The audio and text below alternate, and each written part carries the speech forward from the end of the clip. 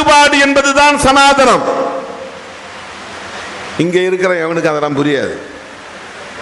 இவர் சனாதன எதிர்ப்புங்கிறாரு. அப்புறம் ஏன் கோயிலில் போய் கும்பாபிஷேகம் நடத்துறாருன்னா, கும்பாபிஷேகம் எங்க அம்மா நடத்துது, எங்க அப்பா நடத்துறான், என் அண்ணன் நடத்துறான், என் தம்பி நடத்துறான்.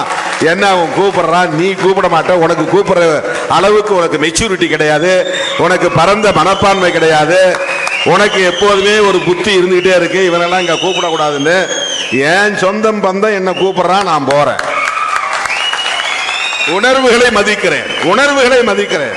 நான் போய் அப்பா என்னை எப்படியாவது முதல் மந்திரி ஆக்குன்னு நான் சாமி கும்பிடல, என்னை எப்படியாவது பிரதமர் மந்திரி ஆக்குது அப்படின்னு நான் சாமி கும்பிடல, எனக்கு எப்படி 100 வயசு ஆயுள் கொடுன்னு நான் போய் சாமி கும்பிடல.